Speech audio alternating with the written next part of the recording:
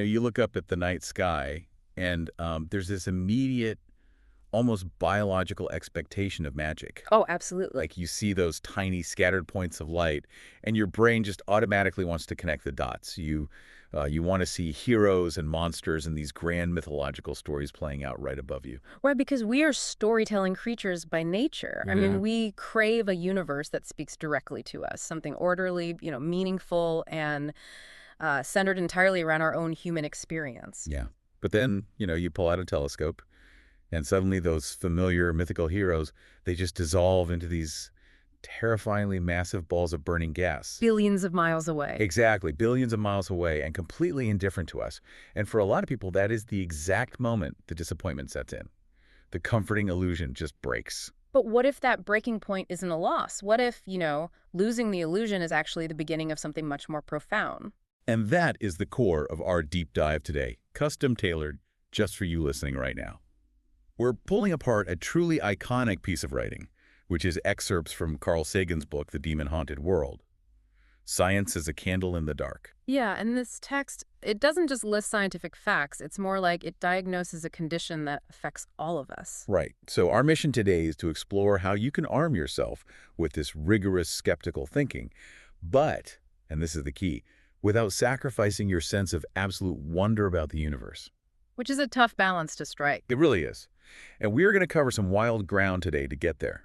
We'll travel from a 1939 World's Fair to a tragic 17th century British monarch, all the way to a guy who genuinely claimed he could cure hernias through a television set. That last one is quite a story. It is. But let's start where the source material starts. So it's a blustery fall day in New York City, 1939.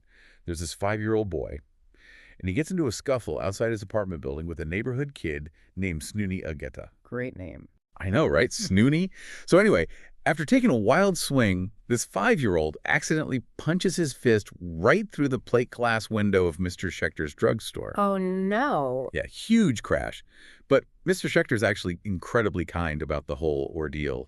He applies some unbelievably painful antiseptic to the boy's wrist, tells the family he's insured, and a doctor sews the kid up with a couple of stitches. But the parents' reaction is the fascinating part here.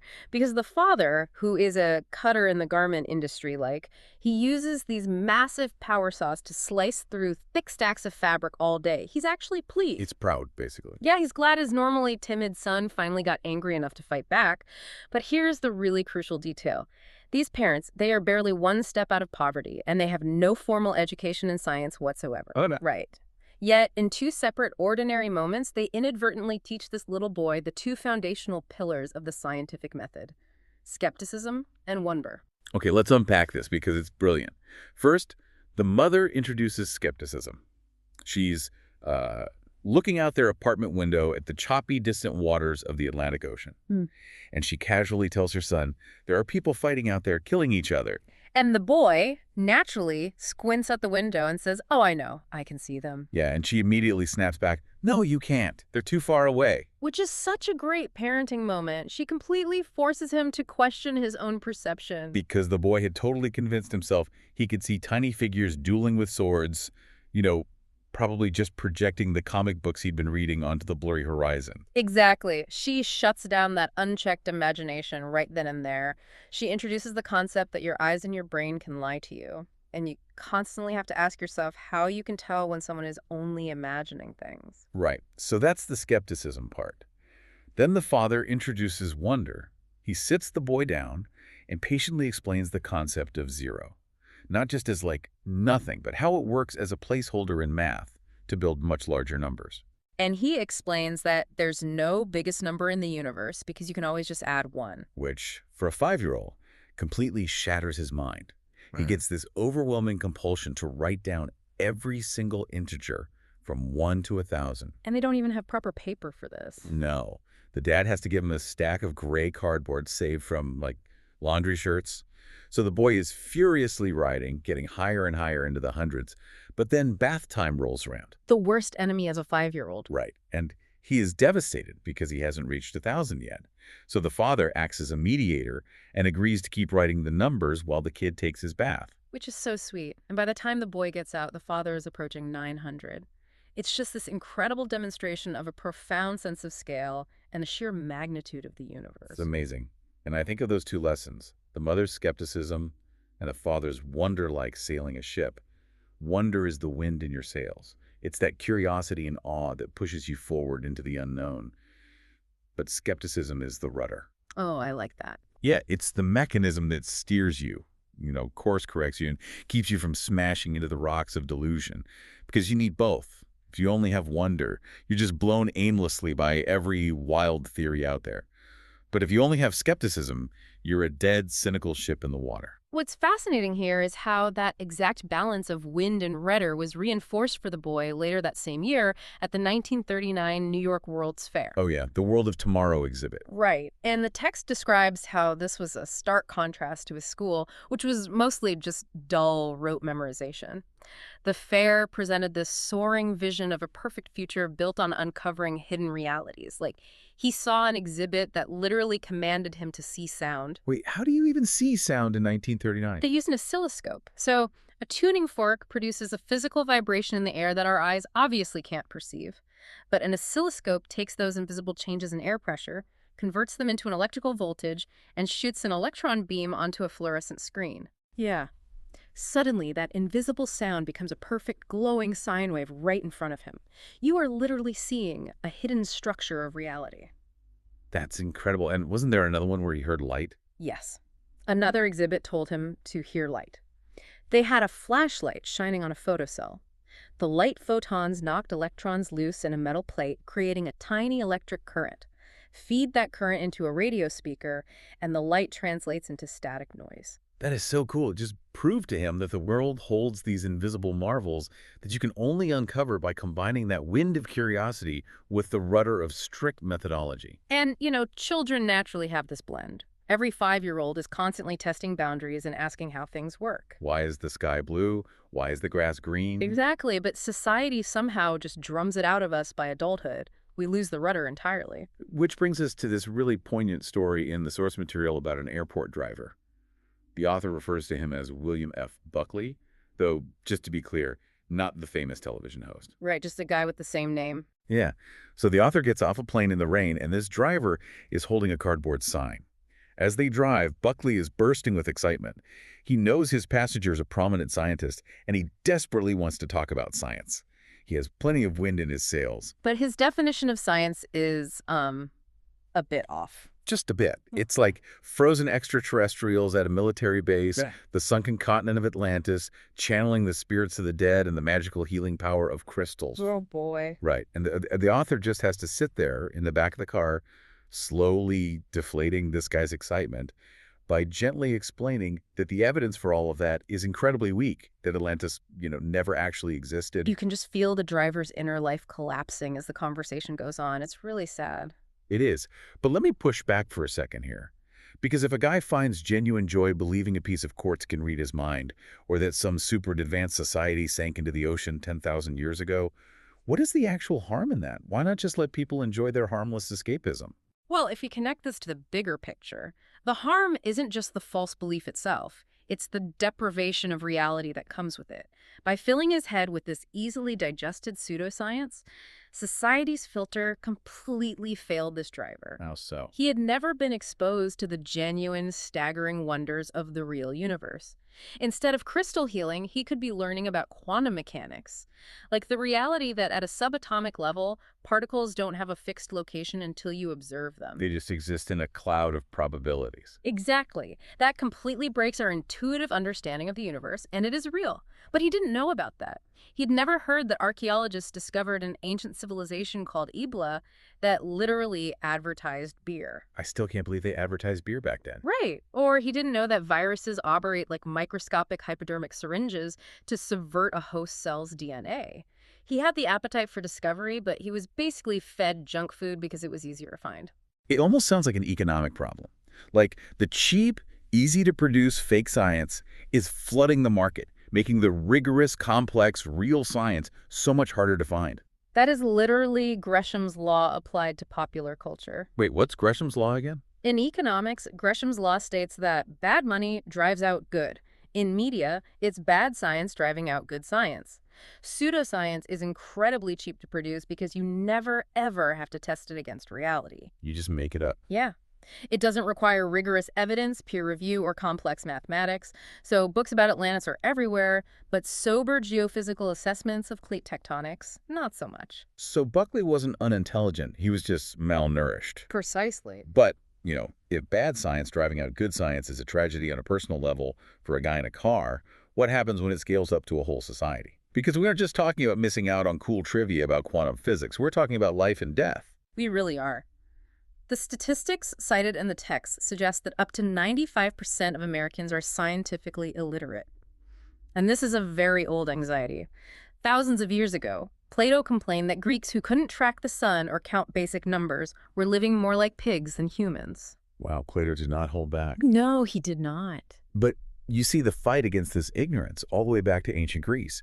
Like Hippocrates, the father of medicine, he practically begged his contemporaries to stop calling epilepsy a divine disease. Yes. He warned that if we just label everything we don't understand as divine, we will never figure out the physical mechanisms required to actually fix it. He was warning against relying on the God of the gaps. And when we rely on the God of the gaps, we just stop looking for real answers altogether.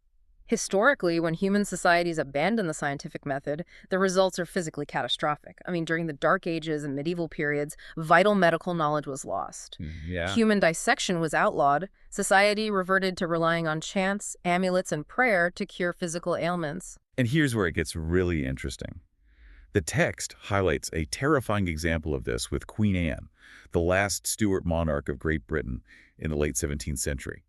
This is a woman who had the absolute best medical care that all the money and power in the world could buy. She had access to the absolute pinnacle of medical treatment for her era. And yet, in the last 17 years of the 17th century, she was pregnant 18 times. Out of those 18 pregnancies, she had only 5 live births. It's just devastating. And it gets worse. Only one of those children survived infancy, and that child died before reaching adulthood.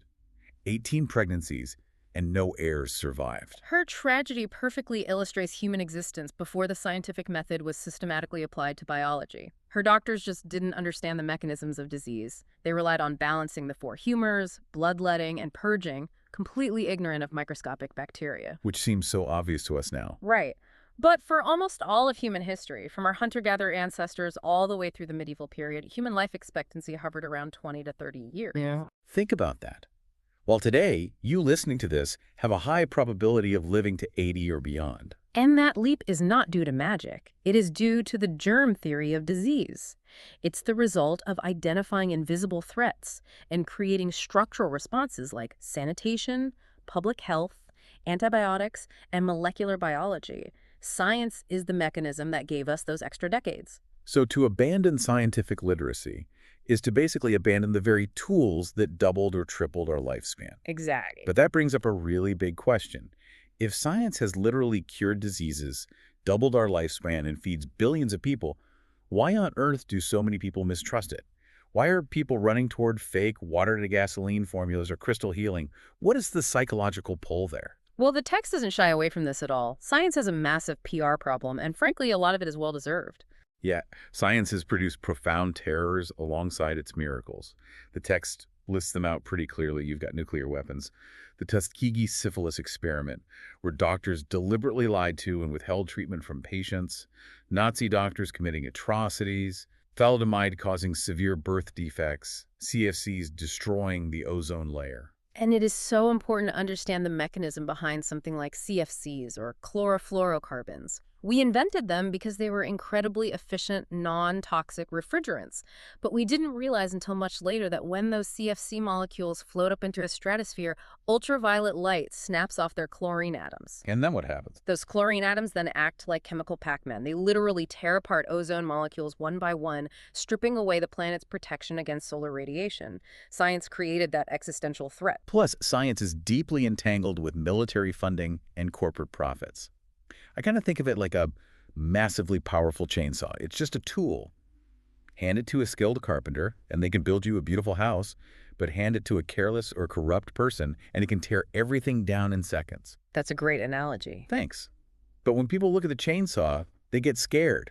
They look for something softer, something that feels, I don't know, safer. This raises an important question about why pseudoscience is so appealing on a global scale. Because pseudoscience caters to our deepest, most desperate emotional needs and fantasies. It offers the illusion of control in a chaotic world. It tells us what we want to hear. Exactly. It tells us that we have personal powers we actually lack, and that simply wishing for something can physically manifest it into reality. The author talks about a comic book magician from his childhood named Zatara. Did you read about that part? Oh, yes, the backwards talking. Yeah. Zatara could make anything happen just by speaking words backward. So if he wanted $1,000,000, he just said, "Give me $1,000,000 backward," and it appeared. The author even tried doing it with stones in the real world, saying "Isir, e knots," to make them levitate. Let me guess, it didn't work? It never worked. Oh. But we all have that core desire, right, to command reality through willpower alone. And that desire is a global vulnerability. People want the wind without the rudder. And the text impartially points out that this is not just an American phenomenon at all. In Japan, for instance, the Aum-Fum Shinrikyo cult claimed its followers could levitate, and they literally charged people money to drink the leader's bathwater, calling it a miracle pond. Ugh, wow. And there was that big scam in France too, right? Yes, the Elf Aquitaine scam. Yeah. The French government lost millions believing airplanes could somehow sniff out underground petroleum reserves using a completely fabricated technology. It's totally made up. Completely. And in China, an amateur chemist named Wang Hongcheng convinced the military he had a secret formula to turn ordinary water into gasoline. And my personal favorite, in Russia, a man named Anatoly Kasparovsky became incredibly popular by claiming he could remotely cure diseases, including hernias, just by glaring at people through their television sets. It thrives because it promises an easy fix to complex, painful realities. When actual reality is harsh, like when the economy struggles or institutions fail, the threshold for skepticism just plummets. People get desperate. Very desperate. They reach for the television healer because the real-world alternative requires time, effort, and, an acceptance of our own limitations. So we are stuck in a pretty serious dilemma here. We have this incredibly powerful, sometimes very dangerous chainsaw of a tool called science. But, on the other hand, we have a human brain practically hardwired to fall for comforting illusions and easy answers. So how does the listener navigate this landscape? But prioritizing the method over the findings, that is the sharpest distinction between science and pseudoscience. Science actively thrives on its own errors. It builds mechanisms to catch human bias. Give me an example of how it does that in practice. Think about a double-blind medical trial. When scientists test a new drug, they don't just give it to people and ask if they feel better. They give half the people a sugar pill and half the real drug. Crucially, not even the doctors administering the trial know who is getting what until the very end. Why hide it from the doctors? Because the scientific method assumes human beings are naturally biased, prone to wishful thinking, and susceptible to the placebo effect. The method builds a cage to trap its own errors. It frames hypotheses in a way that specifically allows them to be disproved. Okay, whereas the Russian TV doctor curing hernias does the exact opposite. Precisely. Pseudoscience frames its claims so they are completely invulnerable to testing. If a psychic's prediction fails, they just claim the negative energy in the room ruined the reading. If the hernia isn't cured, the TV doctor claims the viewer didn't believe hard enough. Right, it's always the user's fault. Yeah. Pseudoscience denies human fallibility. Science accepts it and engineers a whole process around it. So what does this all mean? If we embrace this rigorous, sometimes grating scientific method, do we just have to accept a cold, meaningless universe? Do we have to give up our sense of uniqueness? I mean, the philosopher Nietzsche famously complained that science was just an unbroken progress in the self-belittling of man. The text vehemently argues against Nietzsche on this exact point. Discovering the true physical mechanisms of reality doesn't belittle us at all. Finding out that the universe is billions of years old doesn't make us insignificant. It expands the arena of what is possible. It gives us more context. Right. Learning that we share ancestors with other primates doesn't demean us. It connects us deeply to the rest of the web of life on this planet. It's the ultimate reality check, but it replaces cheap magic with profound truth. Exactly. Just consider the findings of modern nuclear astrophysics. The iron that carries oxygen in your blood and the calcium that gives structure to your bones, those atoms were not created here on Earth. Where did they come from? They were manufactured in the immense heat and pressure of red giant stars. Through the process of supernova nucleosynthesis, those stars fused lighter elements into heavy metals and then exploded, scattering that material across the galaxy billions of years ago. You are, quite literally, made of star stuff. Wow. See, that physical reality is infinitely more awe-inspiring than a crystal that supposedly reads minds.